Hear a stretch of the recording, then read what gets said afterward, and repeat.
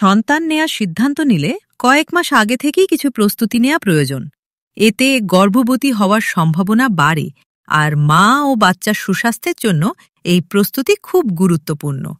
কি ভিটামিন খাবেন, কি খাবার খাবেন, কোন খাবার এড়িয়ে চলবেন, কোন টেস্ট করানো দরকার, কোন টিকা নিতে হবে, ডাক্তার দেখানো প্রয়োজন কিনা, এমন সব বিষয় গুছিয়েছি 10টা পয়েন্টে। পয়েন্টগুলো হল: 1. Folic acid, 2. টিকা, 3. আয়রন, 4. Vitamin D, 5. ক্যাফিন, জ্বর, ওজন, 7. স্বাস্থ্যকর খাবার, 8. শরীরচর্চা, 9. ধূমপান, 10. রোগ নিয়ন্ত্রণ। ফুল ভিডিওতে পয়েন্টগুলো বিস্তারিত আলোচনা করা হয়েছে। ভিডিওটার লিংক ডিসক্রিপশনে দেওয়া আছে, সময় করে দেখে নিতে পারেন।